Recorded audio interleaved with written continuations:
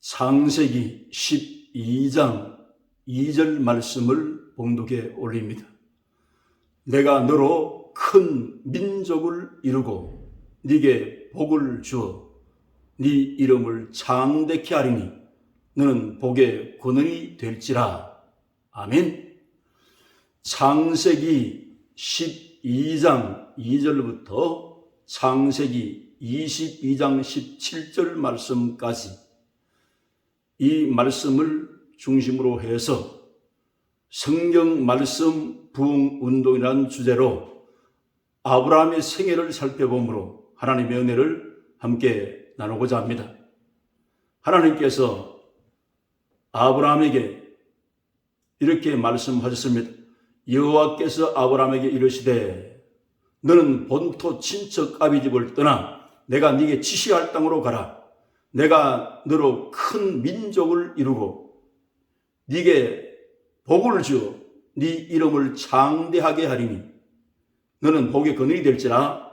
너를 축복하는 자에게 축복을 내리고 너를 저주하는 자에게 저주하리니 땅의 모든 족속이 너를 인하여 복을 얻을 것이니라. 이렇게 말씀하셨는데 아브라함이 조카 롯과 하란에서 얻은 모든 소유와 종들을 데리고 가나안으로 갑니다. 가나안 땅에 거기에 도착했을 때에 그 땅을 지나서 세겜 땅 모래 상수리 나무에 이르렀을 때에 하나님께서 이 땅을 네 후손에게 주리라 이렇게 말씀하셨어요. 그런데 그 땅을 지나서 동편 베델의 그 산에 장막을 치고 여호와 이름을 불렀더라. 단을 쌓았더라 했습니다. 그리고 점점 남방으로 옮겨갔는데 하나님께서 그 땅에 기근을 내렸다 이렇게 말씀했습니다. 갈대아우르 땅을 떠나서 가나안으로 왔던 이 아브라함은 삶의 낭패를 당하고 이제 애굽으로 내려가게 되어집니다. 왜 그렇습니까? 완전 순종을 하지 않았기 때문에 하나님께서 이렇게 대하셨는데 약속의 땅 가나안에서 멀어지면서 애굽에 내려갔을 때 아내에게 이렇게 이야기를 했습니다. 내 보기에 그대는 아리따운 여인이라. 그래서 나는 죽고 아내는 살 것을 말씀을 했습니다. 왜 그런가 하면 그 당시에 시대적인 문화 상황이 이 나라에서 저 나라로 옮겨갔을 때 첩자라고 해서 죽이는 경우가 많았기 때문에 이 두려움을 갖고 아브라함은 그렇게 말했어요. 그래서 너는 내 누이라 해라. 사례들을 그렇게 말했습니다. 애굽 땅에 도착해 보니 사람들이 그 미모에 감탄할 수밖에 없었어요. 바로 왕이 있었는데 그 바로 왕의 고관들이 바로 앞에서 그 미색을 칭찬을 하므로 그를 바로의 궁으로 끌어들여서 바로가 그를 취했습니다. 그래서 이 바로 왕이 아브라함을 후대를 해서 양과 소와 노비와 암수 나귀와 낙타들을 주었다고 말씀했습니다. 그 소유를 취했지만은 아브라함은 정신이 번쩍 들었어요. 이렇게 모욕적인 삶이 기다릴 줄은 몰랐기 때문에. 그래서 고민하고 있었는데 하나님께서 바로 왕에게 큰 재앙을 내려서 그 아내를 데려가라고 아브라함을 불렀어요. 너 어떻게 해서 누이라고 했느냐? 네 아내를 데려가라. 어떻게 나에게 아내를 삼게 하였느냐? 그래서 거기서 돌이켜서 남방으로 올라갔습니다. 그때 육축과 은금이 풍성했다고 성경이 그렇게 말씀을 하고 있습니다. 롯과 아내와 종들이 모두가 다 제일 처음에 제단을 쌓았던 그 베델 그 아이 사이에 제단을 쌓고 여호와 이름을 불렀더라 했는데 이건 요즘 말로 하면 예배를 올려드렸다 그 말입니다. 하나님께서 얼마나 큰 축복을 해주셨던지 아브라함의 가축의 목자와 롯의 가축의 목자가 서로 다툼이 일어난 것은 그 소유가 넉넉해짐으로 동거를 허락지 않았다고 말씀했습니다. 그래서 아브라함이 생각 끝에 롯을 불렀어요.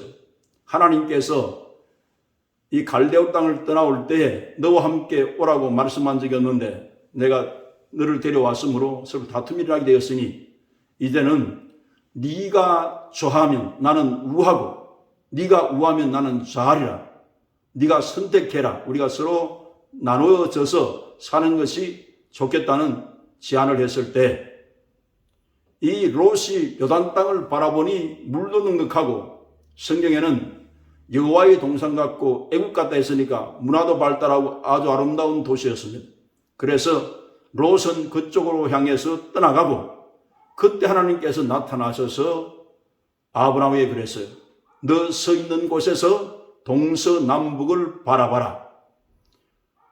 이걸 너와 네 후손에게 주겠다 이렇게 말씀하시고 너 서 있는 곳에서 종과 행으로 행하여 보라. 보이는 땅을 밟는 땅을 다 네게 주리라 이렇게 약속하시고 네 후손이 땅의 티끌처럼 많아질 것을 말씀하셨습니다. 그래서 아브라함은 이제 상수리 나무 밑에 거하게 되었고 롯은 요단으로 떠나가는데 얼마 후에 이런 일이 생겼습니다. 거기에 그돌라오멜이라고 하는 왕을 섬기다가 12년 동안 섬겼는데 13년째 배반을 하고 14년 되었을 때에 시딤 골짜기 역청구덩이에서 싸움이 났는데 이 5 왕들이 그돌라오멜 왕에게 조공을 바치다가 배반을 하고 반란을 일으켰는데 그돌라오멜을 비롯해서 4 왕들이 연합하고 또 5 왕들이 소돔 왕을 연합을 해서 접전이 벌어졌는데 소돔 왕과 그 고모라 왕이 산으로 도망하는 지경에 이르렀습니다. 그때 군사들이 역청구덩이에 빠졌다고 말씀했어요. 그돌라오멜 이 왕들이 소돔과 고모라 성에 있던 이 롯의 가정과 부녀와 재물을 다 빼앗아가지고 포로가 되었습니다. 거기에서 도망 나온 사람이 아브라함에게 전가를 전했는데 아브라함이 그 집에서 길리운 318인의 하인이 있었는데 이들이 이스라엘 최초의 군대가 되어집니다. 쫓아가서 다메섹 호박까지 쫓아가서 그 재물과 부녀와 롯의 가정을 다 건지고 승리하고 돌아왔습니다. 그럴 때 소돔 왕이 환대를 하면서 아브라함을 영접했다고 성경이 말씀하고 있고 살렘 왕 멜기세덱이 떡과 포도주를 가져나와서 지극히 높으신 하나님이시여 이 전쟁을 승리하게 하신 하나님을 찬양합니다. 아브라함의 축복을 하옵소서 이렇게 했었는데 아브라함은 10의 하나를 구별해서 그 전쟁의 승리를 이끌어주신 하나님을 감사하면서 10의 1조를 드렸습니다. 이것이 11조의 기원이 되어집니다.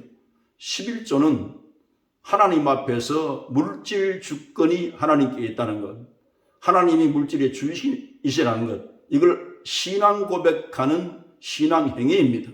그래서 주여 주여 할 때 주인을 우리가 모실 때 만왕의 왕이시오 만주의 주가 되시고 이 세상의 모든 만물 위에 계신 그 하나님을 경외하는 마음으로 모든 것이 하나님께서 왔기 때문에 그래서 그 물질을 하나님께 드리는 마음으로 멜기세덱 대제사장에게 이 11조를 드렸습니다. 히브리서 7장 1절로 3절 그 말씀을 보면 이 멜기세덱은 의의 왕이요 평강의 왕이요 시작도 없고 끝도 없고 만왕의 왕 예수님과 방불하다고 말씀했습니다. 이건 예수 그리스도의 예표를 말합니다. 레위 지파 제사장이 있기 전에 이미 율법도 있기 전에 이 대제사장이 존재했음을 말씀하는 것은 앞으로 예수님께서 만왕의 왕이요 대제사장이요 선지자로 오셔서 구속사의 역사를 이룰 것을 미리 그림자로 보여주는 사건입니다. 이렇게 하나님께서 귀한 은혜를 이 아브라함에게 붙여주셨기 때문에 전쟁에 승리할 수 있는 쾌거를 가져올 수 있게 되었습니다. 하나님께서 아브라함에게 나타나셨어요. 두려워 말라. 나는 너의 방패요 지극히 상급이니라. 하나님이여 제게 무엇을 주시려나이까? 나는 무자하오니 집에서 길리온 다메섹 엘리에셀이 내 후사가 되겠습니까? 아니라 네 몸속에서 난 자라야 네 후사가 되리라. 그러면서 이 아브라함을 밖으로 이끌어내서 하늘에 별을 보라 그랬어요. 저 수많은 별들이 총총히 박히는데 네 후손이 이와 같으리라. 이렇게 말씀하셨습니다. 그러면 갈대아 땅에서 이끌어낸 여호와라는 그 하나님께서 이 땅을 소유로 줄 것을 무엇으로 알겠습니까? 지금 밟고 서 있는 그 땅을 하나님께서 소유로 주는 것은 하나님께서 이렇게 하라 그랬어요. 너는 3년 된 염소와 3년 된 암소와 3년 된 수양과 산비둘기와 집비둘기 새끼를 취하여 중간을 쪼개고 그 재물을 마주 대하여 놓고 그렇게 명령했을 때 새 새끼는 쪼개지 아니하였더니 솔개가 사체 위에 내릴 때에 아브라함이 쫓았더라 그랬습니다. 아브라함이 사실 머리가 좋은 분이지만 한 가지 잊었어요. 그 큰 순종은 잘하는데 새 새끼를 쪼개야 되는데 완전히 쪼개질 못하기 때문에 그래서 이상 가운데 밤이 되었는데 하나님께서 나타나셔서 캄캄함이 임하면서 너희 후손들이 4대 만에 이방이 개이되어 돌아올 텐데 그때는 큰 재물을 이끌고 돌아올 것을 약속을 하셨습니다. 그리고 연기나는 이 화로가 보이면서 거기에 타는 횃불이 쪼개진 고기 사이로 지나갔습니다. 이건 언약이 확실하게 이루어졌다는 것을 증명하는 그와 같은 모습을 성경은 이렇게 기록하고 있습니다. 하나님께서 뚜렷하게 이렇게 약속을 주시고 또 하나님의 은혜 가운데서 잘 살아갈 수 있도록 이렇게 하나님께서 소망도 주시고 꿈도 주시고 믿음을 점점 성장케 하면서 아브라함의 생애를 이끌어 가신 것을 이렇게 성경에 분명하게 말씀하고 있습니다. 하나님께서 이 아브라함에게 이런 약속을 주셨지만은 아내의 말을 듣고 하갈이 있었는데 하갈은 애굽에서 사온 몸종입니다. 사례의 몸종인데 아브라함에게 그랬어요. 아무리 봐도 하나님께서 자식을 주시지 아니하시니 지금 더 늙기 전에 이 하갈을 취해서 후손을 번성케 하라고. 그랬더니 아브라함도 아내의 말을 들었습니다. 이 아브라함의 신앙을 보면 그때도 하나님만 믿고 순종하는 것이 아니라 아내의 말도 듣고 환경도 감수를 하고 이렇게 했기 때문에 그래서 거기에서 이스마엘이 탄생합니다. 그래서 이 이스마엘은 하나님께 약속받은 그러한 이스마엘이 아니었기 때문에 메시아의 계보에 들지 못하는 그러한 사람이 되어지지만 하나님께 긍휼을 베풀어서 그 이스마엘도 큰 민족을 이루고 나라를 형성할 것을 그렇게 말씀하고 12 두령이 나게 하는 그러한 민족이 될 것을 하나님께서 그렇게 말씀하셨습니다. 하나님께서 99세 아브라함이 나이가 됐을 때 그때에 나타나셔서 이렇게 말씀했어요. 너는 하나님 앞에 완전하라. 네게 자식을 줄 것인데 이제는 너는 열국의 아비가 되어야 해서 아브라함을 아브라함이라고 이름을 개명을 시켜줍니다. 아브라함은 존귀한 아버지, 높은 아버지라는 뜻이지만 아브라함은 열국의 아비라는 뜻이요. 사례도 불렀어요. 사례는 여왕이라는 뜻인데 왕이라는 뜻인데 그 이름으로 살지 말고 열국의 의미가 되려 해서 사례를 사라로 개명을 시켜줍니다. 그리고 이젠 아들을 주리니 언약의 아들 이삭을 줄 것을 말씀하면서 하나님께서 이삭을 이름을 지어주었습니다. 이삭은 웃음이라는 이름의 뜻인데 그래서 아브라함도 웃고 사라도 웃었어요. 지금 나이가 99세인데 어떻게 생산을 하겠습니까? 우리가 무슨 즐거움이 있습니까? 웃었는데 하나님께서 대저 하나님의 능력이 능치 못할 일이 있겠느냐? 이렇게 하나님께서 말씀해 주셔서요. 하나님은 언약하시면 반드시 이루신 하나님이십니다. 그리고 아브라함에게 명할 때 너희 집에 길리운 종이든지 돈으로 사온 타국에서 온 종이든지 모두가 다 할례를 받아라 그랬습니다. 이 할례를 할 때 아브라함은 99세에 할례를 했고 그리고 이스마엘은 할례할 때가 13세였습니다. 그럼 이스라엘 민족을 성별되게 구별하는 표시로서 할례 제도가 있었는데 이 신약에 와서는 마의 할례를 받는 거죠.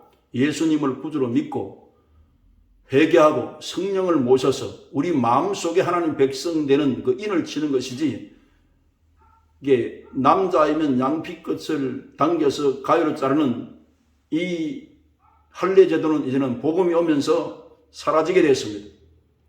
하나님의 복음을 우리가 믿고 따르는 자에게 하나님의 자녀요, 하나님의 아들이요, 이스라엘 성민을 구별하듯이 하늘의 백성으로 구별한 떳떳한 하나님 백성의 세계를 열어간 것이 이 복음 시대입니다.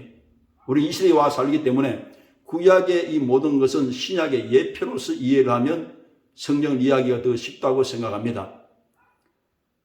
그런데 이런 약속을 주시고 아브라함이 상수리 나무 밑에 앉아서 쉬고 있는데 건너편에서 세 사람이 나타나요.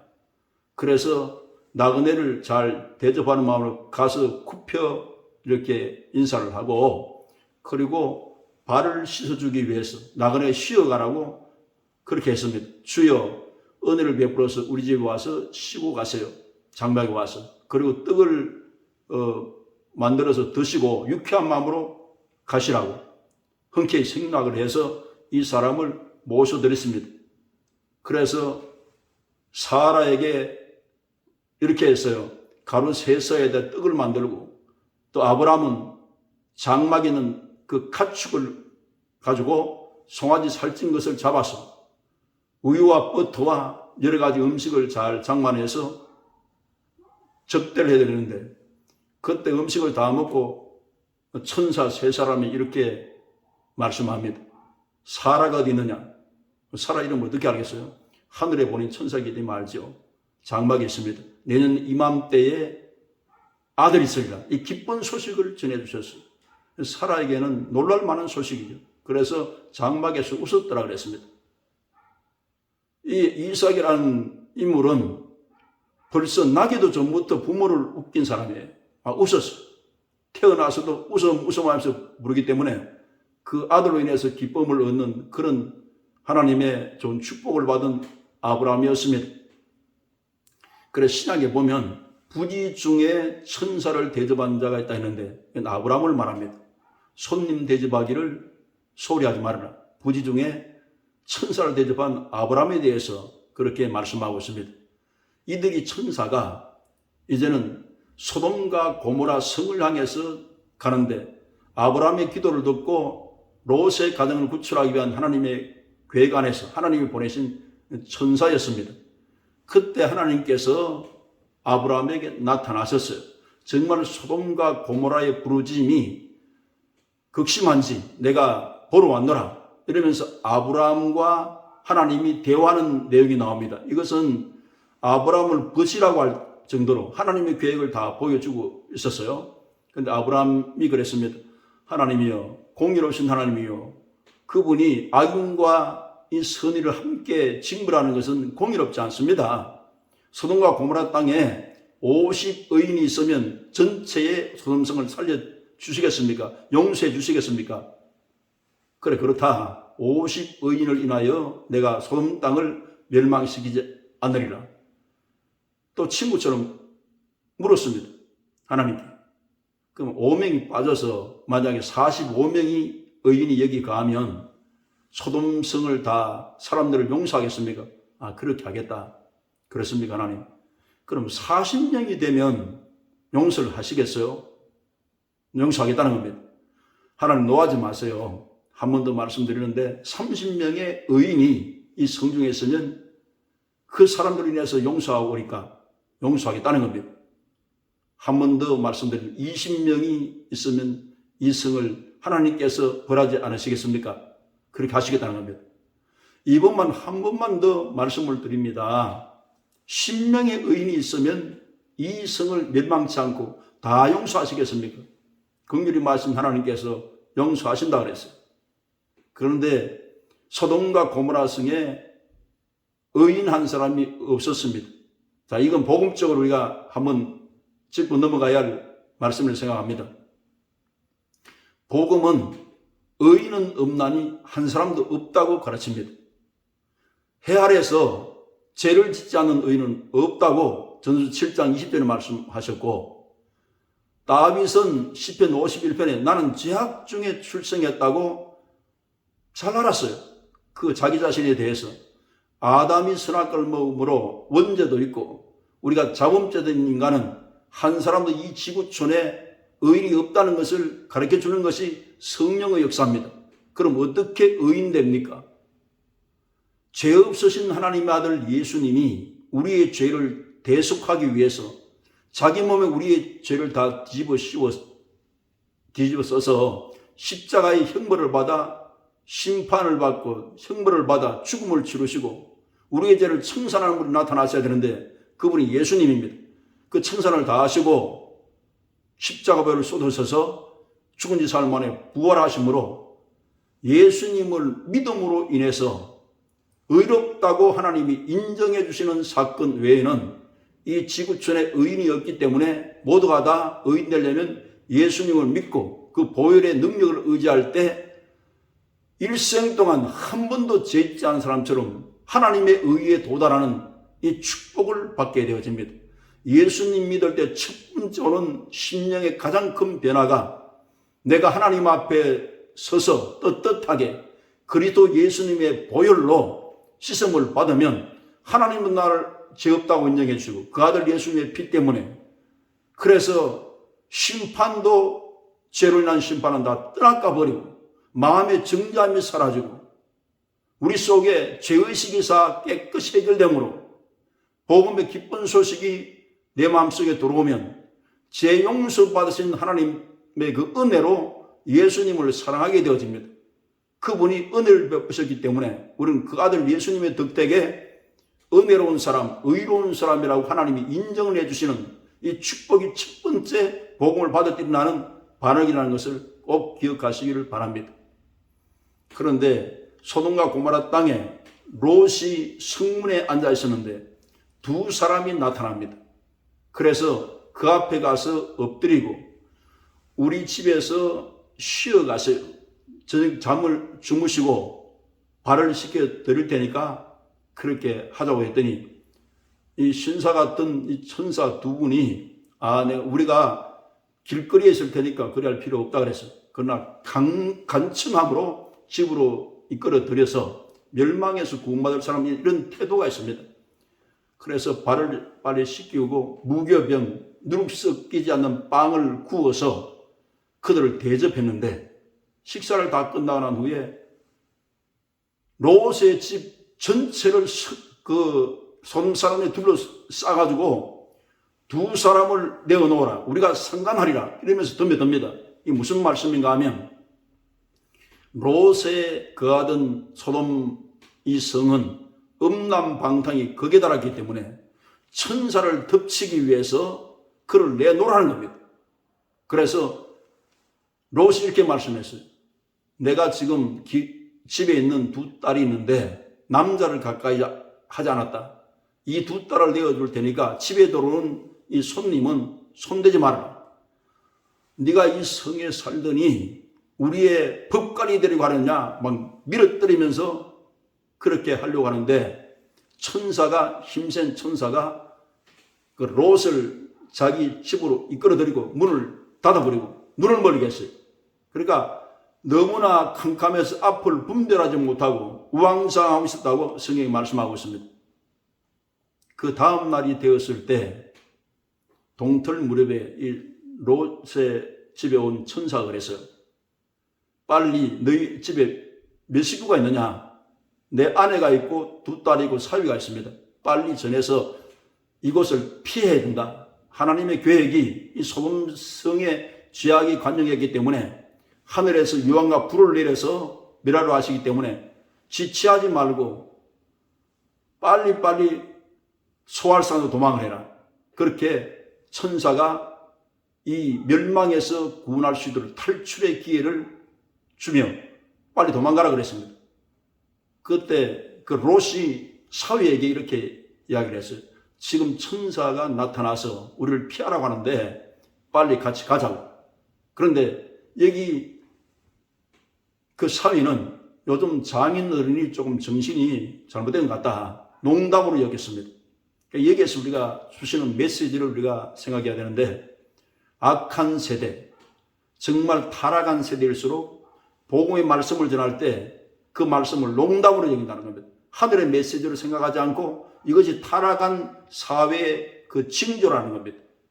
그래서 롯과 그 두 딸이 그 아내와 함께 도망쳐 빠져나오는데 뒤를 돌아보지 말라 했는데 이 롯의 처는 뒤를 돌아보다가 소금 기둥이 됐어요.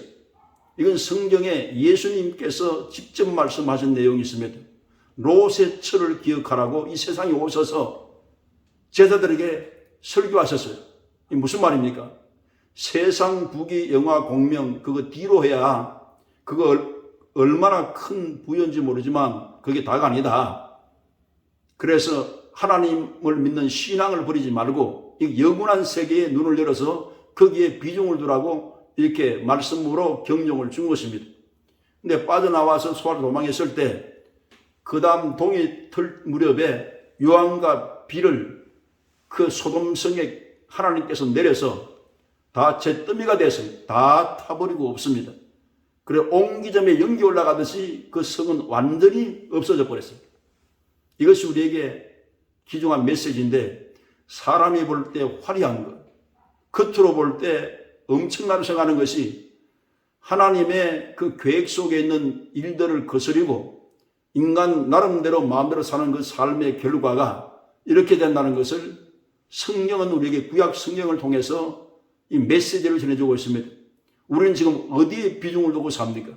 우리의 삶의 목적이 무엇입니까? 우리는 어디로 가고 있습니까? 누가 우리의 삶의 중심입니까? 그리고 예수 그리스도께서 길이요 진리요 생명 되시기 때문에 주님 복음으로 오셔서 헛된 삶을 살지 말고 저 영원한 세계, 하늘 세계가 있기 때문에 앞으로도 하나님은 물심판을 하지 않지만 불심판을 성경에는 예언을 해주고 있습니다. 그때는 뜨거운 불이 나타나서 하늘과 땅이 종처럼 말려서 떠나가고 그 체질이 불에 녹아지려니와 우리는 새하늘 새 땅을 바라본다고 성경은 말씀하고 있습니다. 이 세상이 다가 아니라는 겁니다. 영원한 세계가 있고 지금은 복음 시대이지만 앞으로 마지막 때에는 하나님의 심판도 있음을 말씀하는, 이걸 하나님의 공의라고 말합니다. 이 땅에서 오래 참으신 하나님께서 돌아오라 할 때 돌아오는 사람들은 구원에 이르고, 그러지 못한 사람들은 이 마지막 소돔성이 불타듯이 이제 불과 요한같은 못에 참냐리니 이것이 둘째 사망 곧 불못이라고 성경은 요한계시록에 분명히 말씀하셨어요.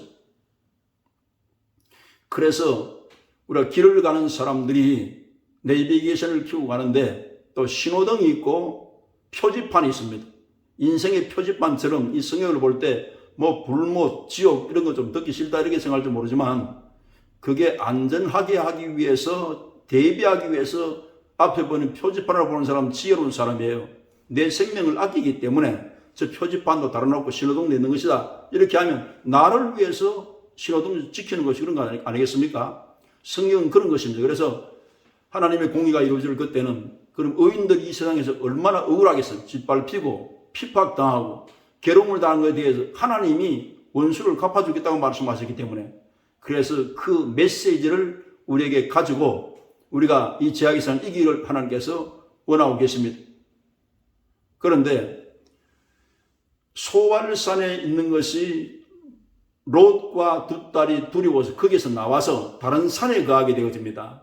거기서 동굴 속에서 세 사람이 들어와서 피신해서 사는데, 큰 딸이 그래서 우리가 세상의 도리로 봐서는 이제 후손을 번성케 할 수 없으니 아버지께 술을 먹여서 내가 첫날 아버지와 잠자리를 같이 할 테니까 후손을 거치자. 그렇게 해가지고 술을 먹이게 하고 안고 일성을 분별하지 못할 정도로 해서 그 아기를 가지게 되고, 또 둘째 딸은 그 다음날 아버지에게 술을 먹이고 똑같이 이렇게 행동을 해서 아이를 가지게 됩니다.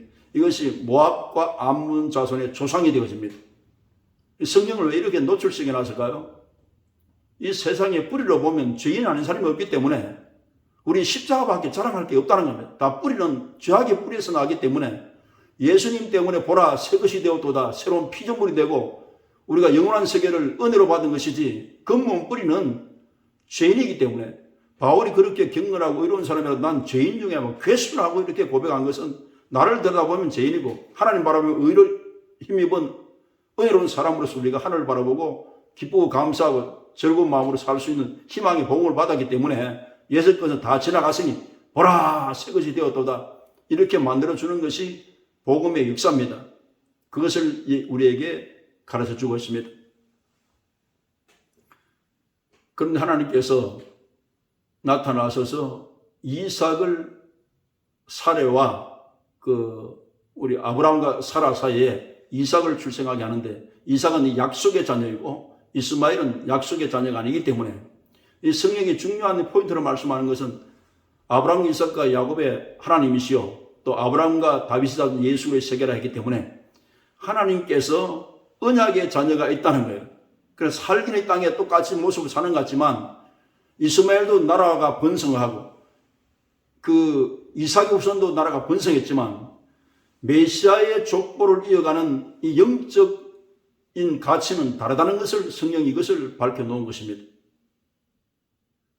이렇게 해서 하나님께서 이 사랑하는 아브라함을 귀하게 여기셨지만 이 99세의 약속을 받고도 또 재성은 어쩔 수가 없습니다. 이 말씀이 참 귀하게 보이는데요. 아브라함이 전했던 행동을 또 다시 계속하는 일이 생겨났는데 그 일이 바로 그랄 땅에 다시 가서 거하면서 그랄 왕이 아비멜렉이었었는데 또 전처럼 그 아내를 왕궁에서 들어가서 아비멜렉한테 데려가서 그렇게 아내를 삼게 하려고 이렇게 하는 가운데 있었는데 하나님 급하게 나타나셔서 그는 나의 선지자라, 손대지 마라. 너 손대다가는 그 가정 전체가 다 멸하리라, 이렇게 말씀하셨기 때문에 저는 손대지 않았습니다. 그리고 의로운 사람을 멸합니까? 나도 보았다. 네가 손대지 않은 것도 보았기 때문에. 그래서 하나님의 보호하심이 아브라함과 함께 했다는 것을 이 성경이 기록해 놓고 있는데 하나님께서 이렇게 섬세하게 일거수일투족을 아브라함의 삶을 간섭하시고 보호하신 하나님으로 아주 자상하게 나타나는 것을 볼 수가 있습니다. 그래서 가축을 보내고 은 천세계를 주어서 그 수치를 면하기 위해서 노력하는 아비멜렉의 태도를 우리가 여기서 보는데 여기서 주시는 메시지는 저는 이렇게 이해했습니다. 선줄로 아는 자여 넘어질까 조심하라. 하나님의 약속을 받고 신앙도 이만큼 많이 성장을 했는데도 이런 죄를 범할 수 있는 것은 그랄로 이렇게 나와서 아내를 이렇게 왕궁에 다시 이렇게 취할 수 있도록 내어주는 것은 우리의 죄성이 조금이라도 우리가 방심하면 언제든지 넘어질 수 있다고 하는 그 경종이라고 생각을 합니다. 우리는 성령을 의지하고 죄를 이기지 못하기 때문에 성령으로 시작하여 성령으로 마치는 성령의 은혜가 없이는 우리는 또 죄 가운데 빠지기 때문에 성령과 교제하면서 성령과 친밀히 우리가 이렇게 가까이 코리노야 이렇게 교제하는 것이 중요하다는 것을 이 말씀을 통해서 우리가 이해하게 되어집니다. 그리고 이제는 창세기 22장에 보면 하나님께서 아브라함을 시험하셔서 만민이 인정할 수 있는 믿음의 조상으로 그 하나님께서 부르셨으면 큰 민족도 이루어야 되고 믿음의 조상을 세워야 되는데 시험이 필요합니다. 사람 앞에서나 하나님 앞에서나 인정받을 수 있는 시험을 하는 그 내용이 22장의 내용인데 하나님께서 아브라함에게 그랬어요. 네 독자 이삭을 내가 지시하는 땅 한 산에 가서 그를 번제로 드리라. 번제는 불태워드리는 구약의 제사인데 그렇게 하라는 겁니다. 아침 일찍 일어나서 나귀에다가 사환 둘을 데리고 이삭은 장작을 어깨에 지고 3일 길을 갑니다. 여기가 80km 되는 거리인데 이 거리를 가서 3일 후에 사환들을 그게 떼어 놓습니다. 왜냐 하면 번제에 방해해서는 안 되잖아요. 사라에게도 말하지 않고 출발했습니다. 그래서 그 산을 향해서 아버지와 아들이 올라가는데 아브라함은 칼과 불을 들고 아들은 이 불과 나무를 가지고 그 산에 올라가는데 아들이 그랬습니다. 여기 불과 나무는 여기 있거니와 번제할 어린 양이 어디 있습니까? 하나님께서 자기를 위해서 친히 준비하시려 하고 두말하지 않으시고 올라가서 제단을 쌓고 나무를 벌려놓고 이삭을 길러박아고 그 다음 이삭을 잡으려고 칼을 듭니다. 이 믿음이 어디서 나왔습니까? 아브라함은 이미 약속을 받았어요. 네 이삭으로 말미암아 후손이 창대게 되고 그 언약을 생각할 때 아브라함은 죽여도 살려내는 부활의 믿음을 가지고 지금 이게 아들을 잡으려고 하는 겁니다. 그런데 급하게 하나님께서 아브라함아 네 독자 이삭에게 손대지 말아라. 그래서 그 멈추게 하시고 숲풀에 걸린 숫양을 잡아서 번제로 드립니다. 그래서 이 번제라고 하는 것은 불태우는 제사인데 이것은 예수 그리스도께서 십자가에 불타는 제사를 드린 것은 인류의 죄악을 위해서 희생 제물이 되기 위해서 죽음을 치르시는 그 예표로서 그림자로서 그렇게 양을 잡아 구약인 제사를 드리는데 그 제사를 드리고 하나님께서 그 아브라함을 축복을 할 때 하늘의 별같이 바다 모래같이 네 후손을 창대케 하리라 그렇게 말씀하시고 네 후손 가운데 대적의 문을 얻으리라. 메시아신 예수님 나타나셔서 사망 권세를 깨뜨리시고 이제 인류를 구원하는 그 구원을 완성하기 위해서 예수님이 나타나실 것을 약속하시는데 2000년 전에 갈보리 십자가에서 그 예언이 성취되어서 육신을 입고 오신 예수님이 나의 죄, 너의 죄, 우리의 죄를 대신 걸머지고 십자가의 형벌과 심판을 받아 죽음을 치르셔서 우리를 구원하신 그 사랑의 예표로서 양을 구약에는 계속 잡아서 하나님 앞에 번제를 드렸습니다. 그러고 난 후에 그 땅을 묘와 일의 땅이라 하나님께 준비하셨다. 그 준비하신 하나님입니다. 독생자를 준비하시고 부활의 생명을 준비하시고 천국을 준비하신 하나님이 우리를 지금 사랑하시기 때문에 복음을 주어서 온 천하 인간들에게 복음을 전하여 이 복음을 받는 자들이 예수님으로 인해서 새로운 삶 속에 들어갈 수 있도록 하나님 이렇게 복음으로 역사하시는 이 시대가 복음 시대요, 교회 시대요, 성령 시대입니다. 그래서 주님 오시기 전까지 이 한국 땅뿐 아니라 세계 모든 민족 큰 부흥의 불길이 불타올라서 한 사람도 죽음에 떨어진 사람이 없도록 이 복음은 살리는 역사를 이루기 위해서 온 교회가 연합하고 이렇게 해서 하나님의 영광을 위해서 우리는 복음의 뜻을 이루어야 될 것입니다. 최종적으로 말씀드린 내용이 이겁니다. 갈라디아 3장 9절에 믿는 자는 믿음 있는 아브라함께 복을 받으리라. 아브라함은 먼저 예수를 예표로 보내서 그의 순종이 100%가 되지 않고 한 40년 신앙생활을 했을 때 그 아들에도 바쳐질 수 있는 순종의 사람으로 하나님께서 하나님의 사람으로 변화시켜 가셨고 예수님은 완벽한 순종의 하나님의 아들입니다. 그의 탄생과 죽음과 부활과 승천과 이 모든 복음의 사역들은 하나님 앞에 100% 순종함으로 아담 타락하는 것은 한 사람의 범죄로 인해서 모든 사람이 죽었지만 예수님 한 분을 위해서 천하 만민이 다 구원을 받을 수 있도록 그 순종으로 인해서 이렇게 순종의 삶이 은혜로서 주어질 때는 주 하나님 아버지 앞에서 아들은 값진 것으로 희생의 피를 쏟아가며 귀한 걸 지불했기 때문에 우리가 그 은혜로 고속도로 뚫린 길을 운전하며 가듯이 이렇게 평탄하고 은혜로운 길을 갈 수 있도록 하나님께서 축복하셨습니다. 아브라함은 감사한 인물이지요.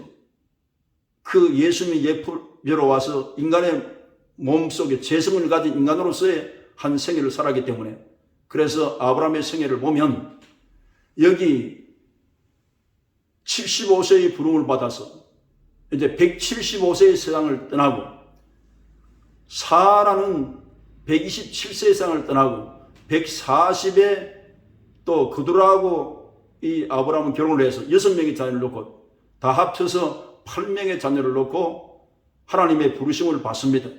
그 생애를 이렇게 우리가 볼 때에 갈대아우르에서 살다가 죽었더라 하는 이 인생이 하나님의 손에 잡혀서 값진 인생으로 위대한 소망의 사람의 신앙의 조상으로서, 믿음의 조상으로서 이렇게 우뚝 세운 것은 이건 적극적인 하나님의 은혜입니다.